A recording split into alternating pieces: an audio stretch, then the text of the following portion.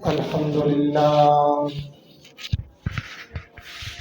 لله نحمده ونستعينه ونستغفره ونؤمن به ونتوكل عليه ونعوذ بالله من شرور أنفسنا ومن سيئات أعمالنا من يهده الله فلا مضل له ومن يضلل فلا هادي له ونشهد أن لا إله إلا الله وحده لا شريك له ونشهد أن سيدنا وسندنا وحبيبنا وطبيبنا ومولانا محمدا عبده ورسوله أما بعد فأعوذ بالله من الشيطان الرجيم بسم الله الرحمن الرحيم يا أيها الذين آمنوا كتب عليكم الصيام كما كتب على الذين من قبلكم لعلكم تتقون صدق الله العظيم وصدق رسوله النبي الكريم ونحن على ذلك لمن الشاهدين والشاكرين والحمد لله رب العالمين. درود شریف اللهم صل على محمد وعلى آل محمد كما صليت على إبراهيم وعلى آل إبراهيم إنك حميد مجيد. اللهم بارك على محمد وعلى آل محمد كما باركت على إبراهيم وعلى آل إبراهيم إنك حميد مجيد. واجب الاحترام معزز سامعین، دوستوں اور بزرگوں، نوجوان ساتھیوں، آج اس جمعۃ المبارک کے موقع پر استقبال رمضان پر مختصر بات کروں گا. اللہ جل جلالہ سے دعا ہے کہ اللہ رب العزت مجھے حق سچ کہنے کی اور ہم سب کو سن کر عمل کرنے کی توفیق نصیب فرمائے. اللہ جل جلالہ رحمان ہے، اللہ جل جلالہ رحیم ہے، اللہ جل جلالہ غفار ہے، اللہ جل جلالہ ستار ہے. اللہ کی بے پناہ رحمتیں ہیں. ان رحمتوں کی وجہ سے اللہ اپنے بندوں سے یہ چاہتا ہے کہ بندے بار بار میرے در پر آئیں، بار بار میرے در پہ آتے رہیں، بار بار بندے اپنی پیشانیوں کو میرے سامنے جھکاتے رہیں. جب ان کا تعلق مجھ سے گناہوں کی وجہ سے ٹوٹ جائے، پھر دوبارہ آ جائیں، پھر تعلق کو جوڑ لیں، پھر اگر گناہوں کی وجہ سے پھر تعلق ٹوٹ جائے تو پھر دوبارہ آ جائیں، پھر میرے ساتھ اپنے تعلق کو جوڑ لیں. یہ اللہ رب العزت یہ چاہتے ہیں کہ بندہ جائے نہ بلکہ میرے پاس آ جائے، میرے ساتھ بندے کا تعلق ہو. جب بندہ گناہ کر کے پھر واپس آتا ہے اللہ رب العزت کے ہاں، اللہ رب العزت اسے پھر واپس لے لیتے ہیں اور پھر اس کو وہی مقام عطا فرما دیتے ہیں جس مقام سے وہ روٹھا تھا، جس مقام پر وہ پہلے پہنچا تھا، وہی مقام اللہ رب العزت اسے عطا فرما دیتے ہیں. جب بندہ گناہ کرنے کے بعد اللہ کے حضور واپس آ جاتا ہے تو اللہ رب العزت اسے ایسا بنا دیتے ہیں گویا کہ اس نے گناہ کیا ہی نہیں تھا، گویا کہ یہ گناہ سے پاک ہے. یہ سارا کا سارا معاملہ کیوں ہے؟ کس لیے؟ اس لیے کہ اللہ جل جلالہ رحمان ہے. یہ سارا کا سارا معاملہ اس لیے کہ اللہ جل جلالہ رحیم ہے. اللہ چاہتا ہے کہ میرا بندہ مجھ سے تعلق رکھے، روٹھے نہ، الگ نہ ہو، کسی اور در پہ نہ جائے بلکہ میرے سامنے ہی آئے. بعض دفعہ ایسے ہوتا ہے اللہ رب العزت ایسے دن بھی لاتا ہے کہ ان دنوں کے اندر نیکیوں کی قدر کے اندر اضافہ ہو جاتا ہے. نیکی تھوڑی ہوتی ہے، اس کا جو ثواب ہوتا ہے، اس کا جو اجر ہوتا ہے وہ اللہ رب العزت اس کو بڑھا دیتے ہیں. جیسے رمضان المبارک کا مہینہ بھی 3-4 دن کے فاصلے پر ہے. نیکی کی قدر رمضان المبارک کے مہینے کے اندر اللہ رب العزت بڑھا دیتے ہیں.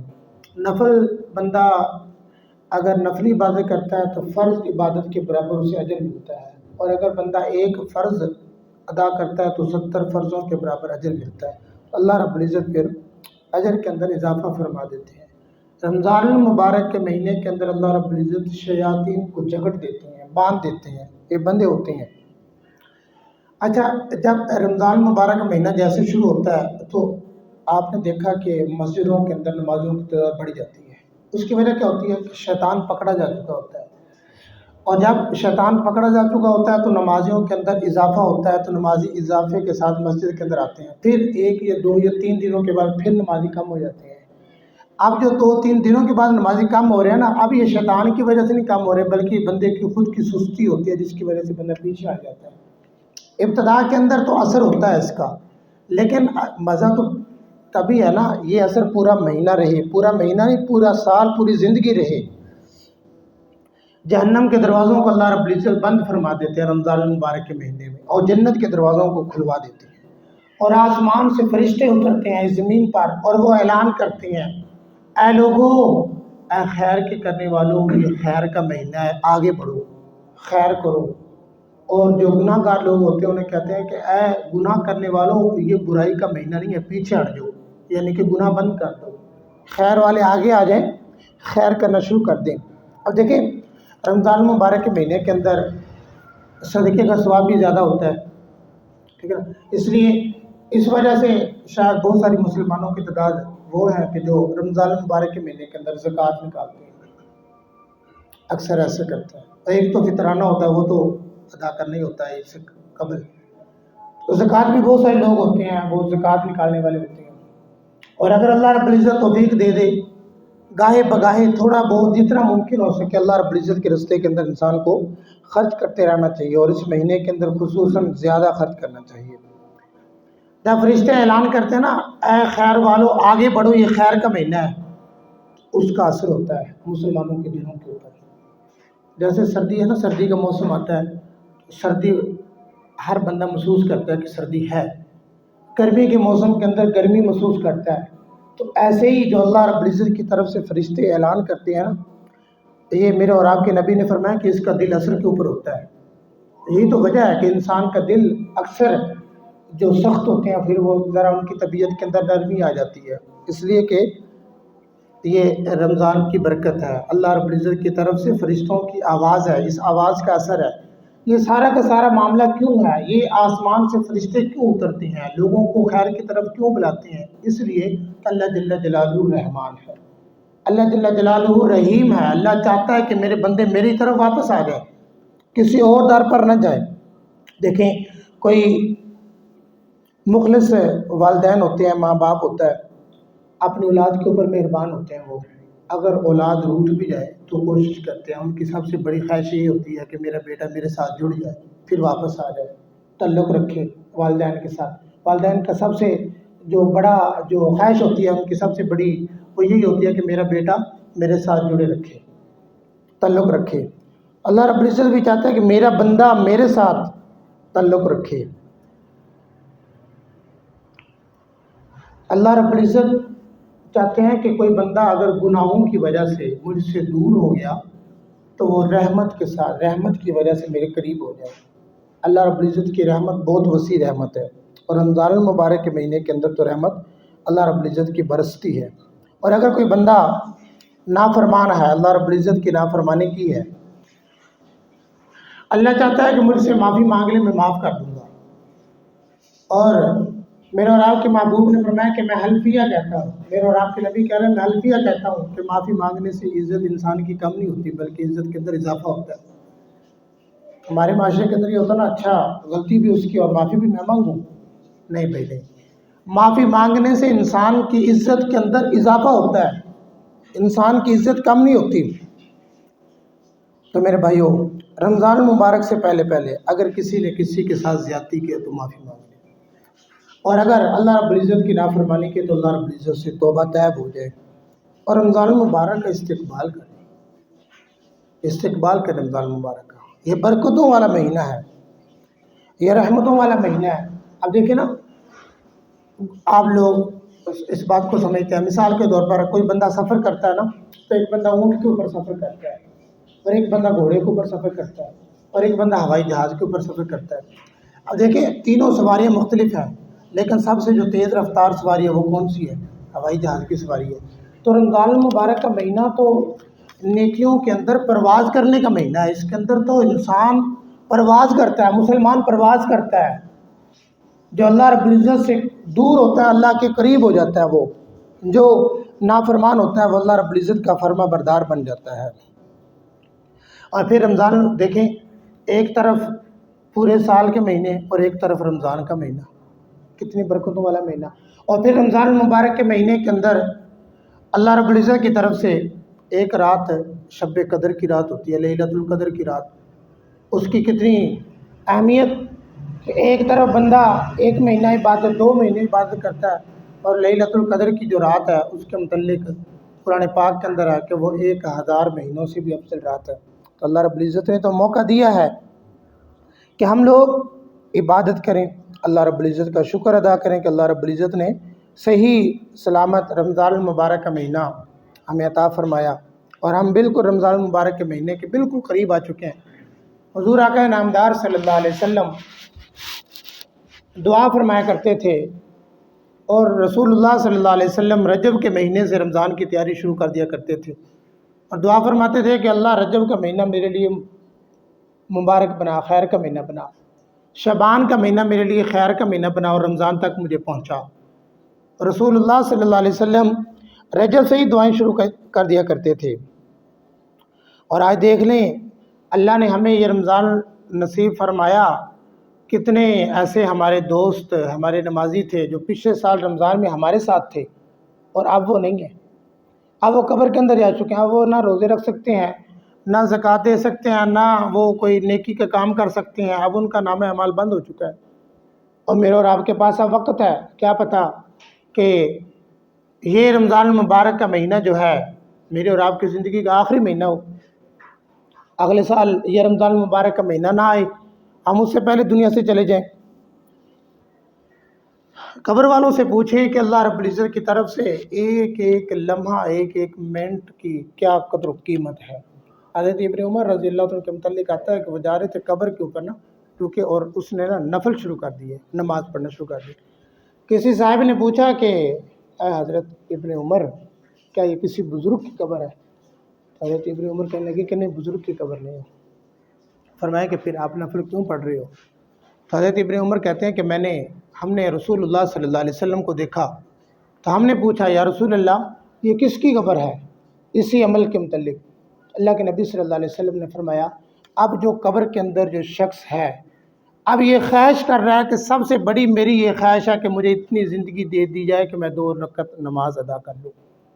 اللہ کے نبی نے فرمایا کہ اس کی یہ خواہش تو پوری نہیں ہو سکتی ہے، کیونکہ اس کا وقت ختم ہو چکا ہے، لیکن میرے پاس تو سانس چل رہی ہے، میرا وقت تو ہے، کیوں نہ ہو کہ میں اس حسرت کو مٹا لوں، 2 رکعت پڑھ لوں۔ تو حضرت ابن عمر رضی اللہ عنہ کہنے لگے کہ ہم نے رسول اللہ صلی اللہ علیہ وسلم سے پوچھا، تو رسول اللہ صلی اللہ علیہ وسلم نے ہمیں یہ جواب دیا کہ قبر والا تو اب حسرت کر رہا ہے، اس کے پاس ہمت نہیں ہے، طاقت نہیں ہے، سانس واپس نہیں آ سکتی کہ کاش کہ میں 2 رکعت نماز ادا کر لوں، لیکن میرے پاس تو وقت ہے، اس لیے میں نے 2 رکعت نماز ادا کی۔ میرے بھائیو جو قبر کے اندر جا چکے ہیں ان سے پوچھیں وقت کی قدر و قیمت کیا ہے، زندگی کی سانس کی قدر و قیمت کیا ہے۔ حضرت ابو ذر غفاری رضی اللہ عنہ کہتے ہیں بڑا تعجب ہوتا ہے ان لوگوں پر جو کہہ کے لگا کے ہنستے ہیں، کہہ کے لگا کے جو ہنستے ہیں ان کے اوپر بڑا تعجب ہوتا ہے۔ اور فرمایا کہ فرشتے بھی ان لوگوں کے اوپر تعجب کرتے ہیں جو کہہ کے لگا کے ہنس رہے ہوتے ہیں۔ کیوں کہ یہ کہہ کے لگا کے ہنسنے والا ہے، کیا پتہ اس کی زندگی کا 1 گھنٹہ بھی باقی ہے، یہ دنیا سے جانے والا ہے، لوگوں کی مجلس کے اندر دوستوں کے ساتھ بیٹھا ہوا ہے، اسے پتہ تک نہیں ہے کہ اس کی زندگی ختم ہو چکی ہے۔ مجھے اور آپ کو کیا پتہ کہ میرے اور آپ کی زندگی کتنی باقی ہے، کیا پتہ ہم جمعے کی نماز تک بھی ہماری سانسیں ہیں یا نہیں ہیں۔ جمعے کے بعد تک بھی کیا پتہ ہماری سانسیں ہیں یا نہیں ہیں۔ زندگی میرے بھائیوں مختصر زندگی، ہر ایک کا وقت مقرر ہے، کسی کا ایک دن باقی ہے، کسی کا ایک مہینہ، کسی کا 1 سال، کسی کے 10 سال، کسی کے 20 سال، کسی کے 30 سال، وقت جو وہ مخصوص ہے جو باقی ہے۔ اور کتنا تعجب ہوتا ہے ان لوگوں پر جو ایسے کہہ کے لگا کے ہنستے ہیں گویا کہ موت سے غافل ہوتے ہیں، اور بالخصوص وہ لوگ کہ جن کا وقت بالکل قریب ہوتا ہے، ان کی آخری مجلس ہوتی ہے، اس مجلس کے بعد انہوں نے اس دنیا سے جانا ہوتا ہے، ان کے اوپر بڑا تعجب ہوتا ہے۔ تو رمضان المبارک کا مہینہ میرے بھائیوں بالکل قریب آ رہا ہے۔ اس مہینے کے اندر ہم کم از کم اس مہینے کی آمد سے قبل پہلے 4 کام ضرور کر لیں۔ اس مہینے کی آمد سے پہلے 4 کام تو ضرور کر لیں۔ نمبر 1، دعا کریں، اللہ رب العزت سے مانگیں۔ میرے اور آپ کے نبی کا یہ عمل ہے، رسول اللہ صلی اللہ علیہ وسلم رمضان سے قبل دعا کیا کرتے تھے۔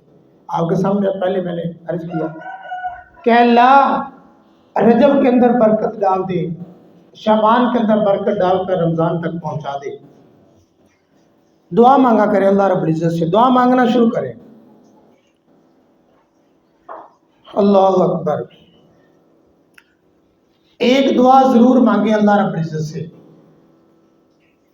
رمضان سے پہلے کہ اللہ یہ جو رمضان المبارک کا مہینہ میری زندگی کے اندر آ رہا ہے، اے اللہ اس مہینے کو میری زندگی کے بدلنے کا سبب بنا دے۔ کیا پتہ میرے اور آپ کی زندگی کا یہ رمضان آخری ہو، اگلے سال شاید میں اور آپ اس دنیا پر نہ ہو، میرے اور آپ کی سانس کی ڈوری ختم ہو چکی ہو، ٹوٹ چکی ہو، کیا پتہ۔ اللہ رب العزت سے ایک دعا تو یہ مانگنا شروع کرے، اور یہ دعا آج سے مانگنا شروع کرے کہ اللہ اس رمضان کو میرے لیے میری زندگی کے بدلنے کا سبب بنا دے کہ میں گناہوں والی زندگی سے اپنے رخ کو بدل لوں اور نیکوکاروں والی زندگی کے اندر آ جاؤں۔ آخرت کے متعلق کوئی بھی دعا مانگیں گے نا، دعا رد نہیں ہوتی ہے۔ دنیا کے متعلق ہم دعائیں مانگتے ہیں نا تو ہماری دعائیں رد ہو جاتی ہیں، اللہ رب العزت کو جو مناسب ہوتا ہے وہ ہمیں مل جاتا ہے۔ آخرت کے متعلق جو بھی دعائیں مانگتا ہے بندہ، اللہ رب العزت اسے قبول فرماتا ہے۔ مثال کے طور پر اللہ رب العزت سے دعا مانگی کہ اللہ رب العزت میری قبر کو ٹھنڈا کر دے، اللہ مجھے اچھی موت عطا فرما دے، اللہ میری آخرت اچھی بنا دے، اللہ تو راضی ہو جا، اپنی رضا کا فیصلہ فرما دے، اللہ میری زندگی کو نیک بنا دے، میری زندگی ایسی بنا دے کہ جس سے تو راضی ہو جائے، تیرا حبیب راضی ہو جائے۔ لیکن یہ دعائیں مانگے کون؟ یہ دعائیں قبول ہوتی ہیں۔ تو رمضان المبارک سے پہلے ایک دعا تو یہ کرنی ہے کہ اللہ اس رمضان کو میری زندگی کے اندر بدلنے کا ذریعہ اور سبب بنا دے۔ اور دوسرا کام جو رمضان سے پہلے کرنا ہے وہ یہ کہ جتنے بھی حقوق اللہ کے حقوق رہ چکے ہیں ان کو قضا کر لیں، ان کو لٹا لیں۔ مثال کے طور پر نمازیں رہ چکی ہیں، ان کی قضا کی نیت کر کے ان کو قضا کرنا شروع کر دیں۔ زکاتیں رہ چکی ہیں، کئی سالوں کی رہ چکی ہیں، کوشش کر کے حساب لگا کر اس کو ادا کرنا شروع کر دیں، عمل پیرا ہو جائے۔ عشر رہ چکی ہیں، فطرانے رہ چکے ہیں، پچھلے روزے رہ چکے ہیں، اگر روزہ نہیں رہ سکتا روزے کے فدیے رہ چکے ہیں، تو میرے بھائیو رمضان المبارک سے پہلے اس کی قضا شروع کر دیں۔ اگر میں اور آپ نے اپنی زکوٰۃ سابقہ نہ نکالی اور ہم اگر رو کے اپنی آنکھوں سے زمین کو بھی گیلا کر دیں گے نا تو توبہ نہیں ہے، کیونکہ ادائیگی ہے۔ نمازیں قضا ہو چکی ہیں، اس کو قضا کریں، اس کو پڑھنا شروع کریں، ترتیب سے شروع کریں۔ عشر رہ چکے ہیں، ان کو ادا کرنا شروع کریں۔ فطرانے ہیں، روزے رہ چکے ہیں، ان کو ادا کرنا شروع کریں۔ اور ہماری جو عورتیں ہیں ان کے جو ماہواری کے جو روزے رہ جاتے ہیں رمضان المبارک کے مہینے کے اندر، ان کے اوپر فرض ہے کہ بعد کے اندر وہ رکھیں، لیکن نہیں رکھتی۔ اب ان کے اوپر فرض ہے، اب ان کی قضا کرنا ان کے اوپر ضروری ہے۔ اللہ رب العزت کے وعدوں کو پورا کریں۔ اگر کسی نے کوئی نظر مانی تھی، اللہ یہ کام میرا ہو گیا تو میں 3 رکعت نماز پڑھوں گا، یا اتنا صدقہ کروں گا، یا نیکی کا کام کروں گا، وہ کام ہو گیا لیکن آپ نظر کو پورا نہیں کیا، اب نظر وہ ادا کریں، اس کو پورا کریں۔ اللہ رب العزت نے فرمایا کہ یا ایھا الذین آمنوا اوفوا بالعقود، اے ایمان والو تم اپنے وعدوں کو پورا کرو۔ اگر اپنے وعدوں کو پورا نہیں کرو گے تو پھر نقض عہد ہوگا، پھر اللہ کے ساتھ تم وعدہ خلافی کرنے والے ٹھہرو گے پھر۔ تو دوسرا کام یہ کرو کہ اللہ رب العزت کے جو حقوق رہ چکے ہیں ان کو ادا کریں۔ اور تیسرا کام مرنے سے پہلے پہلے اور رمضان المبارک سے پہلے پہلے یہ کرنا، اگر ہم چاہتے ہیں کہ ہماری توبہ قبول ہو، ہم چاہتے ہیں کہ ہم پاک صاف ہو کر رمضان المبارک کے مہینے کے اندر داخل ہوں، ہم رمضان المبارک کا استقبال کریں، ہم پروٹوکول دیں، تو ضروری ہے حقوق العباد جو رہ چکے ہیں ان کو ادا کریں۔ کسی نے کسی کے ساتھ زیادتی کی ہے تو رمضان سے پہلے پہلے معافی مانگ لے، کسی نے کسی کا قرض دینا ہے تو رمضان سے پہلے پہلے ادا کر دے، کسی نے کسی کا حق دبایا ہوا ہے تو رمضان سے پہلے پہلے اس کو واپس کر دے۔ خدا کی قسم، جس مال کے پیچھے میں اور آپ بھاگتے ہیں نا، جس کثرت کے پیچھے میں اور آپ بھاگتے ہیں، بہنوں کے کیا حق دبائے ہوئے، بھائیوں کے حق دبائے ہوئے، رشتہ داروں کے حق دبائے ہوئے، یہ ہمارے لیے قبر کے اندر وہ وبال جان بن جائے گا، ہمارے لیے مشکل ہو جائے گی۔ ایک شخص اگر بہنوں کے حق دبا کے کروڑوں پتی بن بھی گیا تو دنیا سے چلا گیا تو اس کی اولاد پیچھے مزے کرے گی، یہ قبر کے اندر حساب دینا اس کے لیے مشکل ہو جائے گا۔ جو لوگوں کے جو حق دبائے ہوئے ہیں وہ ادا کریں۔ دیکھیں، ایک شخص نے دوسرے سے قرض لینا ہے، جس سے قرض لینا اس کو فون کرتا، وہ فون اٹینڈ نہیں کرتا، فون ہی نہیں اٹھاتا، وہ کیا یہ کتنا بڑا ظلم ہے؟ ظلم کی بات ہے۔ وعدہ کرتے ہیں کہ فلاں تاریخ کو دیں گے، لیکن فلاں تاریخ آ جاتی ہے، گھر پہ نہیں ملتا، گھر پہ بیٹھا ہوتا ہے، دستک ہوتی ہے، کون آیا ابھی قرضہ لینے کے لیے، بیٹے کو کہتے تھا جا کر کہو کہ میرا ابا گھر کے اندر نہیں ہے، وہ سفر پہ گیا ہوا ہے۔ کیا کتنا بڑا ظلم ہے یہ! وہ کتنے بڑے ظالم ہیں جو اپنے آپ کو مسلمان کہتے ہیں۔ مزدور محنت کر کر شام تک مزدوری کرتا ہے، شام کے وقت اسے مزدوری نہیں دیتا کیونکہ شاید پتہ کل آئے یا نہ آئے۔ اور ظالموں، وہ آج کی مزدوری مانگ رہا ہے، تم سے کل کی ایڈوانس نہیں مانگ رہا۔ تم آج کی مزدوری تو دو جو آج کے دن اس نے کام کیا ہے۔ کتنی ہماری ایسی انڈسٹریز ہیں، کتنے ایسے ادارے ہیں جن کو جو تنخواہیں ایک ماہ کی تنخواہ ملتی ہے 10 تاریخ کو بجا کے 10 دن نیچے رکھتے ہو، اور ظالموں ایک ماہ کی تنخواہ دے رہے ہو تو یکم کو دو، 30 کو 31 کو دو، تیرا پتہ تو چلے کہ تو مسلمان ہے، تیرا پتہ تو چلے تیرے اندر ایمان ہے۔ یہ کتنا بڑا ظلم ہے کہ اپنے آپ کو مسلمان کہتے ہیں اور پھر غریب کے اوپر، کمزور کے اوپر ظلم کرتے ہیں، جو دن پورا دن سر کے اوپر تغاری رکھتا ہے اس کے اوپر ظلم کرتے ہیں۔ کیا کریں گے؟ اس مال کا کیا کریں گے؟ کہاں لے کے جائیں گے؟ قبر کے اندر لے کے جاؤ گے، پھر حساب دو گے پھر فرشتوں کو، پھر جب وہاں پر پھر اللہ رب العزت جب سزا دیں گے پھر روئیں گے، پھر کہیں گے کاش کہ ہم تو پھنس گئے، بس ایک مرتبہ ایک لمحے کے لیے ہمیں وقت دے دیا جائے کہ جتنا میرا مال ہے، جن کو میں دینا میں ان کو دوں گا، باقی سارا اللہ کے راستے میں خرچ کر دوں گا۔ قبر کے اندر جا کر جب یہ حسرت کرنی ہے، اب میرے اور آپ کے پاس وقت ہے، اس حسرت کو پورا کر لے، دینے والوں کو دے دے، جو اللہ نے دیا اولاد کے لیے بچا لے، کچھ اللہ کے راستے کے اندر خرچ کر دے۔ یہ کیا ظلم ہے ہمارے معاشرے کے اندر! دینے والا آگے ہے، لینے والا پیچھے ہے۔ اگر کوئی قرض کی مہلت مانگتا ہے، مہلت دینے کے لیے کوئی تیار نہیں ہے، لڑتے ہیں۔ مہلت کوئی مانگے تو میرے بھائی مہلت دے دیا کرے۔ اگر کوئی بندہ قرض کے اندر ڈوبا ہوا ہے، پتہ کہ قرض ادا نہیں کر سکتا تو اللہ کی رضا کے لیے معاف کر دیا کرو۔ جب تم اللہ کی رضا کے لیے قرض کو معاف کرو گے تو اللہ رب العزت تمہیں ایسا نوازے گا، ایسا نوازے گا کہ تم یاد رکھو گے۔ تمہیں اللہ رب العزت بڑے خوش ہوتے ہیں ایسے شخص کے اوپر۔ اگر میں اور آپ چاہتے ہیں کہ رمضان سے قبل میرے اور آپ کی توبہ ہو اور میں اور آپ رمضان کے صحیح معنوں کے اندر استقبال کریں، تو میرے اور آپ کے لیے ضروری ہے کہ لوگوں کے جو حقوق دبائے ہوئے ہیں، لوگوں کے جو حق باقی ان کو ادا کر دے رمضان سے پہلے پہلے، بالخصوص وہ بھائی جنہوں نے اپنی بہنوں کے حق دبائے ہوئے ہیں۔ بھائی جب وراثت تقسیم ہو رہی ہے، ایک بھائی اپنی بہن سے پوچھ رہا ہے تو نے اپنا حصہ لینا ہے، اور ظالم تیری بہن تجھ سے نہیں پوچھ رہی کہ بھائی تو نے اپنا حق لینا ہے، تو بہن سے کیوں پوچھ رہا ہے؟ تجھے کس نے اختیار دیا کہ تو اپنی بہن کو بلا کے گھر کے اندر پوچھ رہا ہے کہ بہن تو نے اپنا حصہ لینا ہے؟ اور جب اس کا حق ہے تو اسے دے، کیوں پوچھ رہا ہے؟ تجھے کیوں پوچھ رہا ہے؟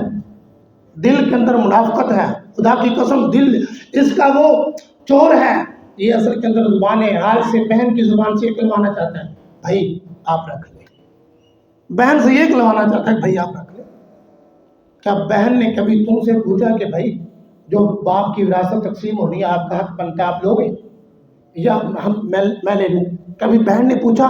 نہیں پوچھا۔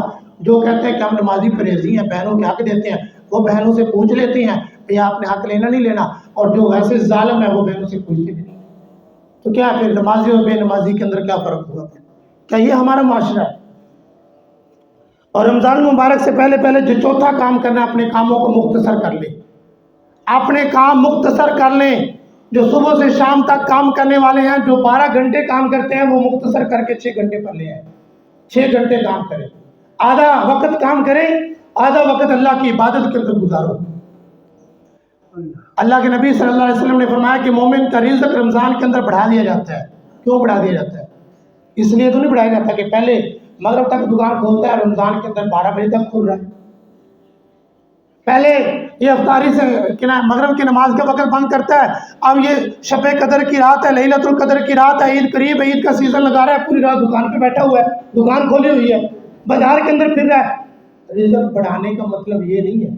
رزق بڑھانے کا مطلب یہ کہ جو اللہ تمہاری ضروریات پہلے 8 گھنٹوں میں پوری کرتا تھا، اب رمضان کے اندر 4 گھنٹوں میں تمہاری ضروریات پوری کر دے گا اللہ۔ تم ایمان تو لاؤ۔ ہم کہتے ہیں رمضان کا مہینہ سیزن کا مہینہ ہے۔ کتنا ظالم ہے مسلمان جو اپنی دکان کے اوپر کھڑا رمضان سے فائدہ اٹھاتا ہے، اور ایک روزے دار اس کے پاس آتا ہے، 100 روپے والی چیز 200 میں بیچتا ہے، پھر نماز کا وقت ہوتا ہے، شٹر کو نیچے پھینکتا ہے اور جلدی جلدی سے دوڑتا ہے رمضان مسجد کے اندر پہنچتا ہے، پہلی صف کے اندر کے تکبیر اولا نہ رہ جائے۔ اور ظالم، جو کام تیرا تھا وہ کام تو نے کیا نہیں، تو کس طرف آ گیا؟ تیرا کام تھا کہ 100 والی چیز تو 50 میں دے، تو کر رہا ہے 100 والی چیز 200 میں دے رہا ہے، اور جلدی سے مسجد کی طرف دوڑ رہا ہے کہ تکبیر اولا نہ رہ جائے۔ لوگوں کے اوپر تو ظلم کر رہا ہے اور امید یہ رکھے ہوئے ہے کہ اللہ تو اس سے راضی ہو جائے گا۔ نہیں، اپنی زندگی کا رخ بدلے، اپنی سوچ بدلے، اپنے نظریہ بدلے۔ یہ رمضان کا مہینہ سیزن کا مہینہ نہیں، اسے کبھی کوئی سیزن کا مہینہ نہ کہے۔ یہ کمائی کا مہینہ نہیں، اسے کمائی کا کوئی مہینہ نہ کہے، بلکہ عبادت کا مہینہ ہے۔ یہ اللہ کو پانے کا مہینہ ہے، اللہ کو راضی کرنے کا مہینہ ہے۔ جو تم پہلے 1 کلو چینی 150 میں دیتے ہو، تم پیکج لگاؤ کہ رمضان میں 100 کی دوں گا، مزہ تو تب ہے نا، روزے دار کا خیال ہوگا۔ تم یہ اپنے دل کے اندر تہیہ کرو کہ جو چیز میں پہلے 400 میں بیچتا تھا، ایک دکاندار یہ کہے کہ رمضان کے اندر میں پیکج دوں گا 200 میں بیچوں گا اور اصل دوں گا۔ اللہ اکبر۔ یہ رمضان کا مہینہ اس لیے نہیں میرے بھائیوں، جو میں نے اور آپ نے سمجھ رکھا ہے۔ ایک بندے کی 30 سال عمر ہے، 30 سال اس نے دکانداری کی ہے، 30 رمضان اس نے سیزن لگائے ہیں اور لوگوں کو لوٹا ہے۔ خدا کے لیے اس رمضان کو چھوڑ دیں، اس رمضان کو چھوڑ دیں، اپنی نظریے کو بدلیں، اپنی سوچ کو بدلیں، اپنی فکر کو بدلیں۔ رزق اللہ نے دینا، اللہ دے رہا، اللہ دیتا رہے گا۔ جنہوں نے لوگوں کے حق کو دبایا وہ بھی کھا رہا ہے، اور جو مظلوم نیچے آیا، قرض کے نیچے آیا، وہ بھی کھا رہا ہے۔ جو ظالم ہے وہ بھی کھا رہا ہے، جو مظلوم وہ بھی کھا رہا ہے۔ ظالم نے بھی اس دنیا سے چلے جانا ہے، مظلوم نے بھی چلے جانا ہے۔ مظلوم کی جو قبر ہوگی وہ اچھی بن جائے گی، ظالم وہ قبر کے اندر پھنس جائے گا۔ اپنے روح کو بدلیں، اپنی سوچ بدلیں، اپنی فکر بدلیں۔ جب تک مسلمانوں کی سوچ اور فکر نہیں بدلے گی نا، تو جتنے بھی رمضان میرے اور آپ کی زندگی کے اندر آ جائیں گے، پھر وہ میری زندگی کے بدلنے کا ذریعہ اور سبب نہیں بن سکتا۔ ہم دردی اپنے دلوں کے اندر پیدا کریں۔ کم انشاءاللہ اس رمضان سے پہلے